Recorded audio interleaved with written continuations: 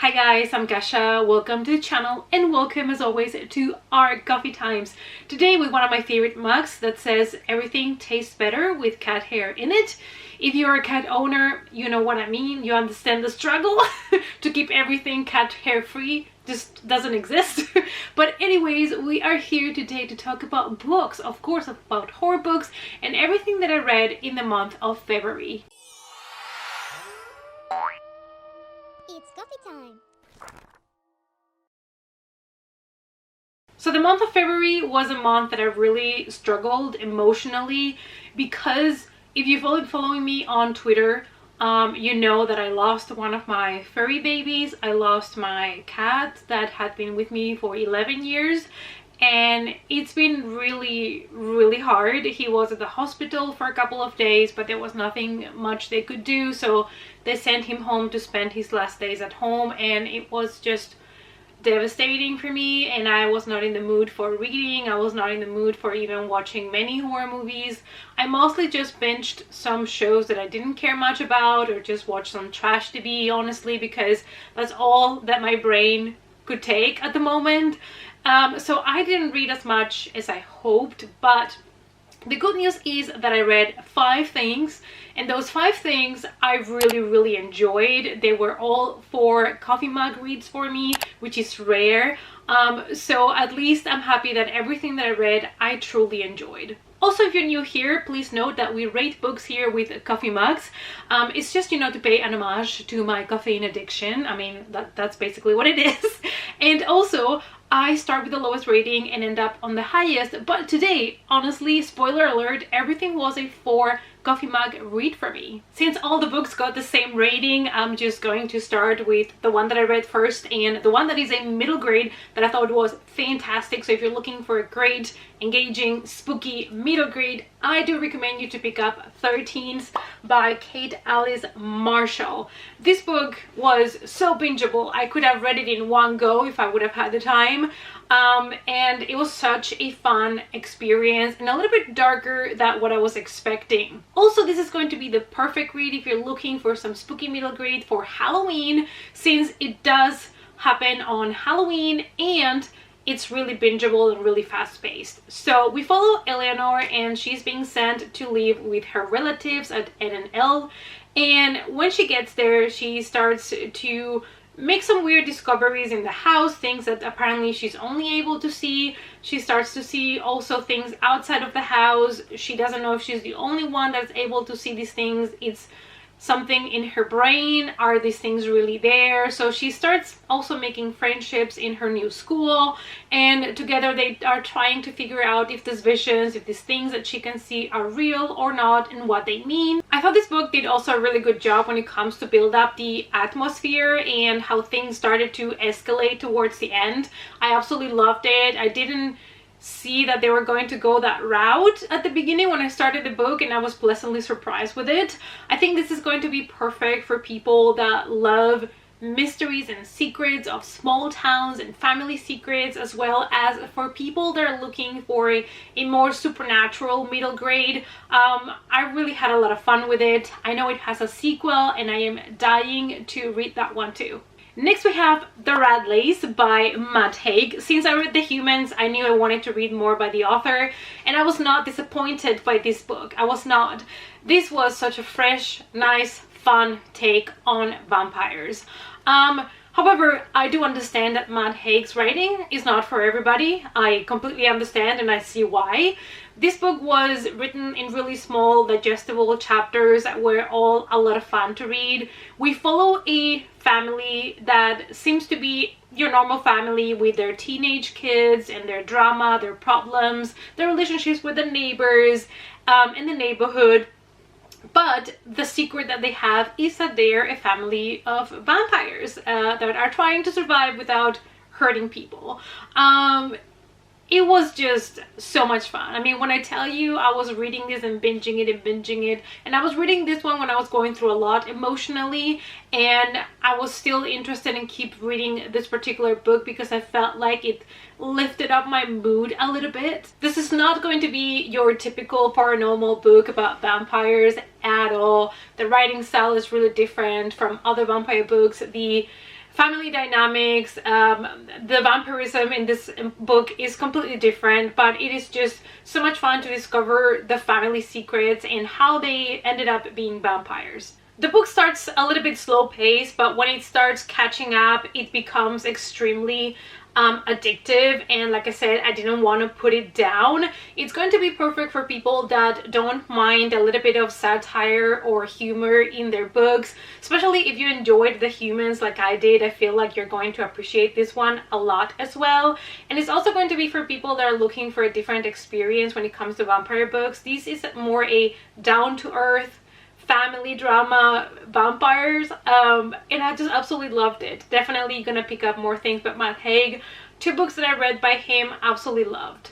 Dear Laura by Gemma Amor. I was hearing so many people talking about this novella, and I knew that I had to pick it up at some point, and I finally did, and I am so happy that I did, because honestly this was such an unexpected ride.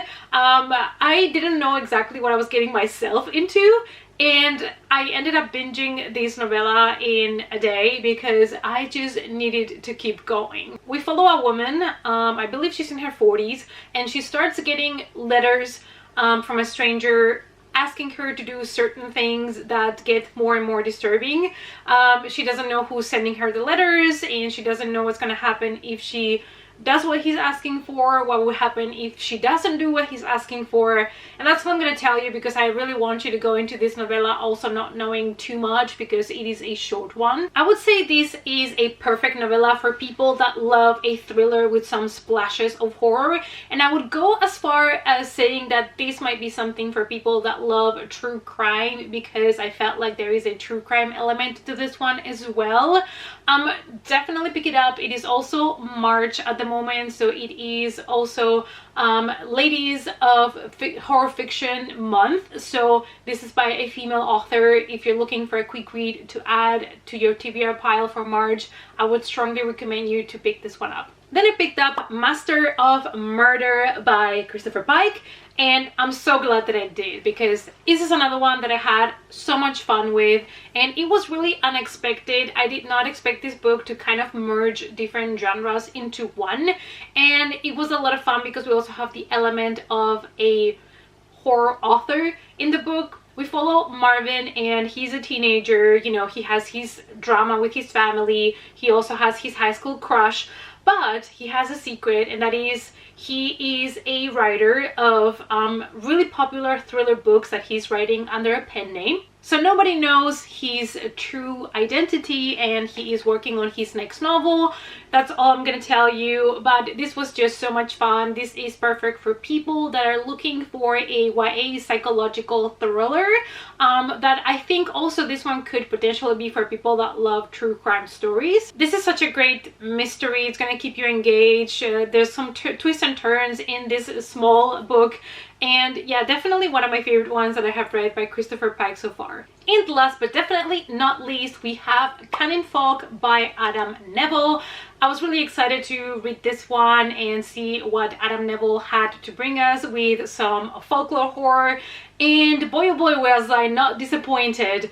This one was an interesting pick for me because I just recently moved into a new house, and we have new neighbors that we have to get to know, so it was kind of interesting for me to specifically pick this book now. In this book we follow a family that, as most families do in horror movies, decide to buy a house, move in, start fresh, renovate the house because this one needs a lot of work. And so Tom, you know, the husband, is planning a lot of things to do in the house, in the garden. The house also has beautiful woods nearby, so he thinks, oh, my daughter is going to be able to play there with her dog. So everything looks fantastic at the very beginning, until they start to get to know the neighbors, and things really take a wrong turn for them. What I can tell you about this story without telling you too much is that it does start really slow pace.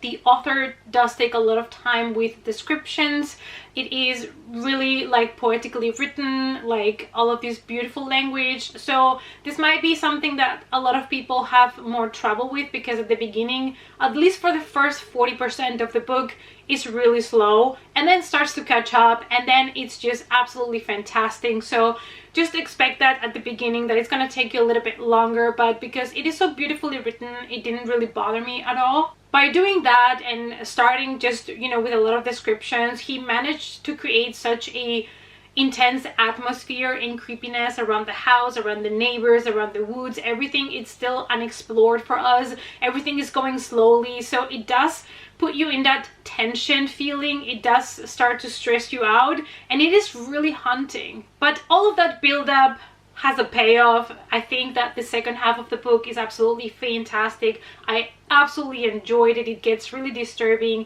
It gets a lot more action-packed, and we go from a down-to-earth family with their dramas, their new house, and slowly but surely we see this family decline and end up not being mentally stable anymore, especially Tom. In this book also, the woods at some point become like its own character. Like the woods become a character in the book. They have so much personality. I know it's something weird to say, but the author managed to create such a haunting atmosphere towards these woods that every time we would have a scene in the woods, like it just really creeps under your skin. I feel this is going to be a book perfect for people that love a really good, beautifully written folklore horror story, as well as for people that are looking for an intense thriller, elevated with a lot of horror elements added to it. Because of course we also have here, you know, a kind of a typical thriller scenario where somebody moves into a new house, they get to know the neighbors might have secrets.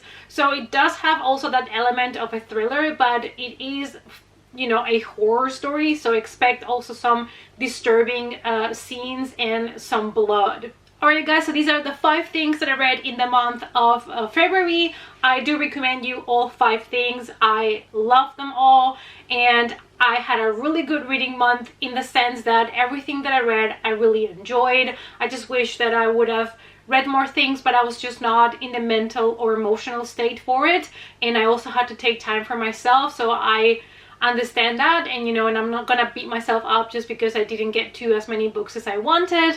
I'm hoping the month of March I will have more time to read, but I am trying now to accept when I am not in the mental or physical state to even pick up a book. So if you're struggling out there as well, please be kind to yourself and understand that you don't have to read so many books. It is okay to take some time off. And with that being said, thank you guys so much for all your support. Let me know down below what's the best thing that you read in the month of February, and I hope to see you all, as always, in our next coffee time. Bye!